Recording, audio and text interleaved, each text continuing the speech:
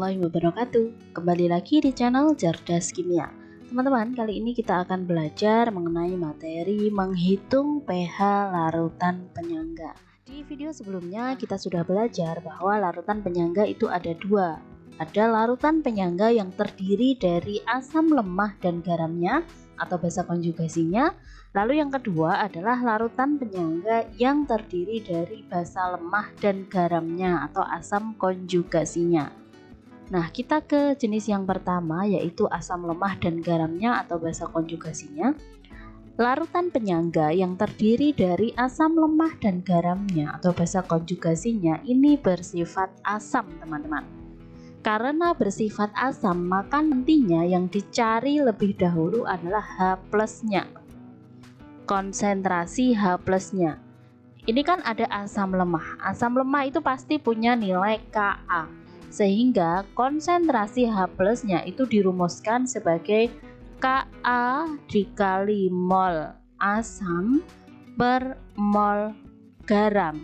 Jadi N itu simbol dari mol ya. Sedangkan pH-nya itu rumusnya ya tetap namanya pH, rumusnya adalah min log konsentrasi H+. Kemudian kita ke jenis larutan penyangga yang terdiri dari basa lemah dan garamnya atau asam konjugasinya. Ini sifatnya adalah basa, teman-teman. Kalau basa yang dicari adalah konsentrasi OH minusnya. Sini ada basa lemah berarti ada Kb, punya nilai Kb, maka konsentrasi OH minus sama dengan Kb dikali mol basa per mol garam. Sedangkan kalau OH min berarti nanti nyarinya POH itu sama dengan min log konsentrasi OH minus. Nah, kemudian ingat bahwa pH plus POH sama dengan 14, sehingga pH dari larutan penyangga basa itu rumusnya adalah 14 min POH. Contoh soal yang pertama. Asam asetat mempunyai Ka 1 kali 10 pangkat minus 5. Jika 0,2 mol asam asetat ini dicampurkan dengan 0,02 mol natrium asetat, hitunglah pH larutan tersebut. Di sini ada asam asetat, berarti ini adalah asam lemah. Dicampurkan dengan natrium asetat. Natrium asetat itu garam. Garam dari asam asetat. Karena di soal itu terdiri dari asam lemah dan garamnya, maka sifat larutan penyangga yang dihasilkan adalah asam, ya, karena terdiri dari asam lemah dan garamnya. Nah, karena bersifat asam, maka yang dicari adalah H+-nya, kan teman-teman? Sehingga H+ itu rumusnya sama dengan Ka dikali mol asam per mol garam. Ka-nya sama dengan 10 pangkat minus 5, mol asamnya sama dengan 0,2, mol garamnya sama dengan 0,02. Sehingga ini 10 pangkat min 5 dikali dengan 10 ya teman-teman. Ketemunya adalah 10 pangkat min 4. Jadi konsentrasi H+-nya itu sama dengan 10 pangkat min 4. Sehingga pH-nya itu kan rumusnya min log konsentrasi H+. Sehingga pH-nya bisa dicari dengan min log 10 pangkat min 4. Artinya pH-nya sama dengan 4. Kemudian contoh soal nomor 2. Berapa pH larutan yang dibuat dari campuran 50 ml NH3 0,5 molar dan 50 ml NH4Cl 0,5 molar.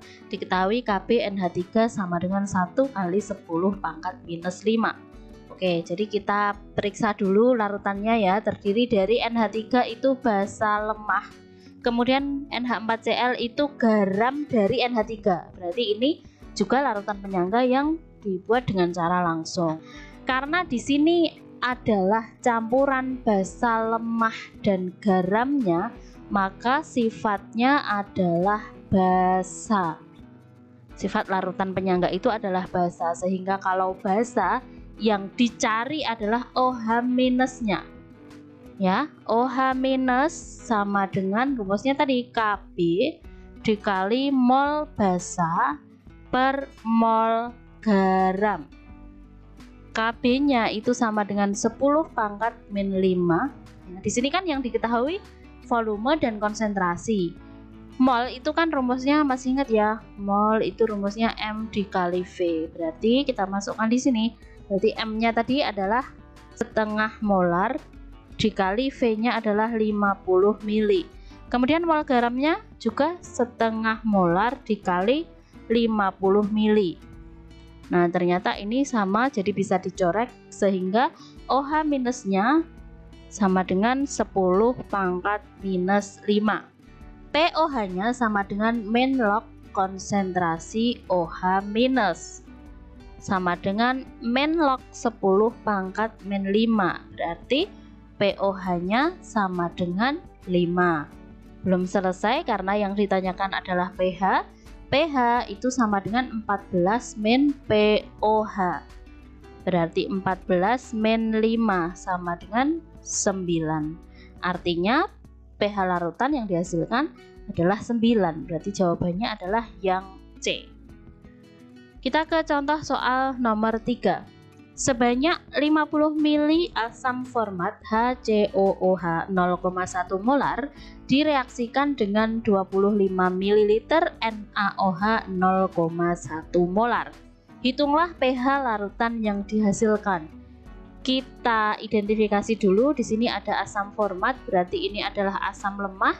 Kemudian direaksikan dengan NaOH yang merupakan basa kuat.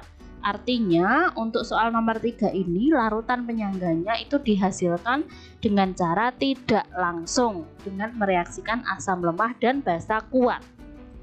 Masing-masing volume dan molaritasnya diketahui. Nah, kalau kita mau mereaksikan itu kan kita harus tahu molnya dulu. Sehingga kita harus hitung mol dari asam lemahnya dan NaOH-nya. Pertama kita hitung dari mol HCOOH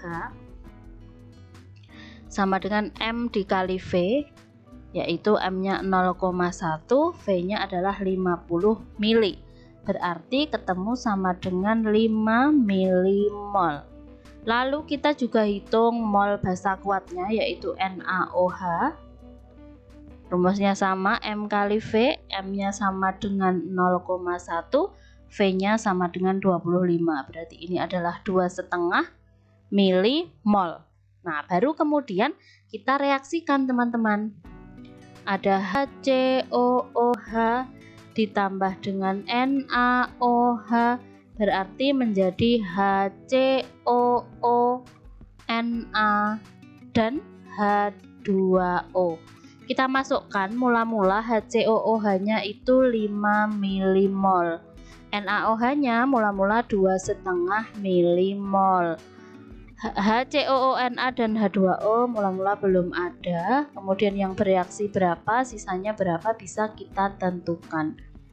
HCOOH yang bereaksi dan NaOH yang bereaksi kita cari dari ini. Perbandingannya ya teman-teman, karena ini yang lebih sedikit adalah NaOH, jadi boleh pakai cara begini, 2,5 bagi 1 ketemu 2,5, 5 bagi 1 koefisiennya ketemu 5, berarti yang lebih kecil adalah yang ini, artinya NaOH nya habis. Kalau habis ini berarti 2,5 milimol. Kemudian yang HCOOH karena koefisiennya juga 1 berarti juga 2,5 milimol. HCONa-nya itu kan koefisiennya juga 1, berarti kan dia juga 2,5 milimol. H2O-nya koefisiennya 1, berarti juga 2,5 milimol. Kemudian kita tentukan yang sisanya. HCOOH berarti 5 kurangi 2,5 sama dengan 2,5 milimol. Kemudian NaOH-nya 2,5 kurangi 2,5 habis, HCONa-nya ketemu 2,5 milimol dan H2O-nya juga 2,5 milimol. Lihat di sini yang sisa adalah HCOOH 2,5 milimol dan HCOONa 2,5 milimol. ini adalah asam lemah dan ini adalah garam, sehingga ini adalah merupakan larutan penyangga yang sifatnya adalah asam. Nah, kalau asam berarti yang dicari adalah H plusnya. Konsentrasi H plus sama dengan Ka kali mol asam per mol garam. Ka-nya sama dengan 10 pangkat min 4, mol asamnya sama dengan ini, sisanya ini berarti 2,5, mol basanya sama dengan 2,5, berarti 1 ya. Berarti konsentrasi H plusnya sama dengan 10 pangkat minus 4. Artinya pH-nya bisa kita hitung dengan rumus min log konsentrasi H plus. Jadi pH-nya sama dengan min log 10 pangkat min 4. Berarti pH-nya sama dengan 4. Oke, mudah sekali ya teman-teman. Kemudian kita ke yang terakhir, yaitu contoh yang keempat. Perbandingan volume dari campuran larutan CH3COOH 0,1 molar dan larutan CH3COONA 0,1 molar agar menghasilkan larutan penyangga dengan pH 6 adalah titik-titik. Nah, kalau ini dibalik, yang ditanya bukan pH-nya, tetapi pH-nya sudah diketahui dan kita diminta untuk menentukan volume dari asam dan garamnya, perbandingan volumenya. Nah, kita identifikasi dulu larutannya. Di sini ada CH3COOH berarti asam lemah, dan CH3COONA itu garam dari asam lemahnya tadi. Berarti kalau ada asam lemah dan garamnya, artinya di sini dia larutan penyangga yang bersifat, berarti sifatnya adalah asam. Kalau asam yang dicari adalah H plusnya. H plus itu rumusnya sama dengan Ka dikali mol asam per mol garam. Ingat bahwa mol itu rumusnya sama dengan M dikali V. Sehingga kita bisa masukkan aja nih. Kalau pH-nya 6 ya, berarti H plusnya sama dengan 10 pangkat min 6 kan? Kita masukkan ya, H plusnya 10 pangkat min 6 sama dengan Ka-nya 10 pangkat min 5 diketahui. Mol asam berarti M dikali V. Oke, saya tulis dulu ya, Ma kali Va. Mol garam berarti M garam kali V garam. Berarti 10 pangkat min 6 sama dengan 10 pangkat min 5 dikali M asam itu 0,1 molar dikali Va-nya ditanyakan ya. Kemudian M garam adalah 0,1 juga dikali V garam ditanyakan. Ini bisa kita coret sehingga kalau ada persamaan seperti ini, artinya V asam dibanding V garam itu kan menjadi 10 pangkat min 1 per 1 ya. Caranya kalau bagi yang belum tahu, ini kan bisa dicoret ya, sehingga ini tinggal 10 pangkat min 1 kan. Artinya Va per Vg itu 10 pangkat min 1 per 1. Atau kalau mau dikali 10 semua berarti sama dengan ini dikali 10 semua 1 per 10. Jadi volume asam dibanding volume garam sama dengan 1 banding 10. Oke, jadi seperti itu teman-teman, mudah sekali insya Allah ya. Semoga bisa dipahami dengan baik. Terima kasih atas perhatian teman-teman. Semangat belajar. Wassalamualaikum warahmatullahi wabarakatuh.